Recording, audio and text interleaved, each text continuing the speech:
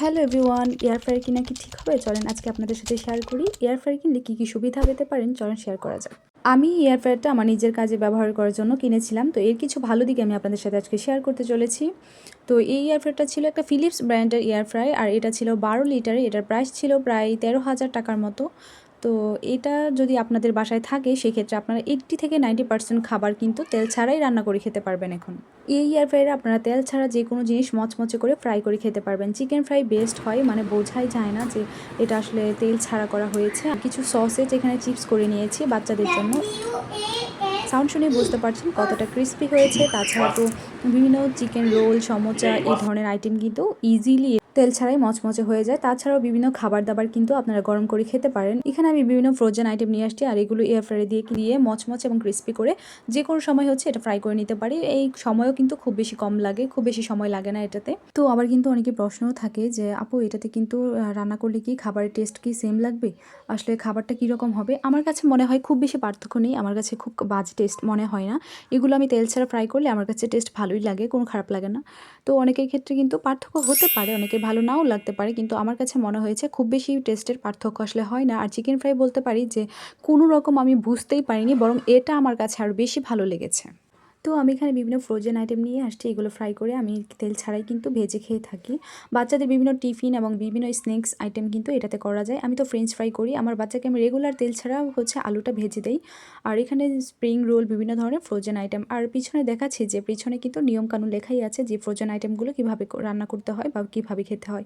আমি এয়ার ফ্রায়ারের মধ্যে হালকা একটু ঘি দিয়ে ব্রাশ করে পরোটাও ভেজে নেই, এতে করে আমার বাচ্চা অনেক বেশি পছন্দ করে খায়। আর সবসময় যে বাইরে থেকে শুধু ফ্রোজেন আইটেম কিনে খাই, বিষয়টা কিন্তু এরকমও না। বাসায় আমি বেশিরভাগ সময় আমার বাবুর জন্য রেডি করে রাখি, যেহেতু আমার এখন 2টা বেবি, সো সবসময় পারি না, বাট চেষ্টা করি কন্টিনিউ করার, যে বাসায় বেস্ট আইটেমগুলো বানিয়ে এয়ার ফ্রায়ারে দিয়ে খাওয়ানোর জন্য আমার বেবিকে। তো এখানে আমি সসেস রেডি করে নিচ্ছি। আমার বাবু কোনোভাবেই সসেস খায় না, এমনকি আমাদের বাসায় কেউই আমরা সসেস খেতে পছন্দ করতাম না। কিন্তু এখন আমার জন্য খুব সহজ হয়ে গেছে এই এয়ার ফ্রায়ার আনার পরে।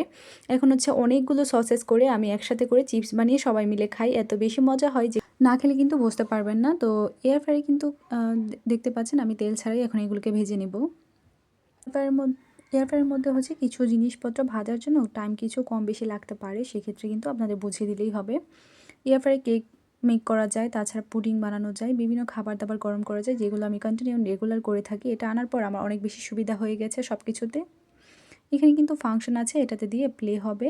দেন এটা ফাংশন, এখানে ফ্রেঞ্চ ফ্রাই ফাংশন, তারপর chicken fry, fish fry, cake, সব কিছু ফাংশন আছে, আপনারা দেখে বুঝতে পারছেন। তো আমি এখানে এগুলোকে একটু ফ্রাই করে নিয়েছি 180 ডিগ্রিতে দিয়ে 20 মিনিটের জন্য। আমি এখানে সসেসটা চিপস করে নিয়েছি। তো এখানে টাইমার আছে, আপনারা কমিয়ে বাড়িয়ে দিতে পারবেন আপনাদের পছন্দ মতো। এখানে আমি কিছু নাগেটসও ভেজে নিয়েছি। আশা করি আপনারা সাউন্ড শুনেই কিন্তু বুঝতে পারছেন যে এটা কতটা ক্রিস্পি হয়েছে। শুধু কোনো রকম তেল ছাড়াই আমি এটা করেছি। হাজব্যান্ডের এক ফ্রেন্ড আছে, উনি তেল হালকা করে স্প্রে করে দেয়, সেক্ষেত্রেও টেস্ট আরও বেশি ভালো আসে। আমার প্রয়োজন পড়ে না, আমি তাই স্প্রে করে তেলটা আমি এখানে ইউজ করছি না, টোটালি অ্যাভয়েড করছি। যারা ডায়েট করছেন তাদের জন্য তো বেস্ট হবে এটা। তো এইভাবে করে আমরা বাসায় এগুলো করে থাকি তেল ছাড়াই। আর এখন আমি আপনাদেরকে বলে দিচ্ছি যে এয়ার ফ্রায়ারের কিছু ব্যাড সাইড কী কী।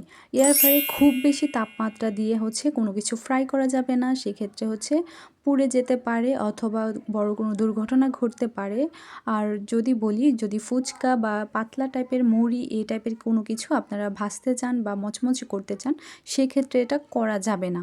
ফুচকা আমি একদিন দিয়েছিলাম, সেটাতে কিন্তু আগুন ধরে গিয়েছিল, বড় কোনো দুর্ঘটনা ঘটতে পারতো। তো সেক্ষেত্রে কিন্তু সবারকে সতর্ক থাকতে হবে। আর এখানে দেখতে পাচ্ছেন, এখানে আমি মনে হয় 160 ডিগ্রি থেকে স্টার্ট করতে পারি তাপমাত্রাটা, আর 200 ডিগ্রিতে প্রায় শেষ হয়ে যায়। তো কোনো কিছুই খুব বেশি তাপমাত্রায় প্রায় 200 ডিগ্রিতে দিয়ে আপনারা রান্না করার ট্রাই করবেন না, সেক্ষেত্রে অনেক সময় অনেক সমস্যা হতে পারে হয়তো।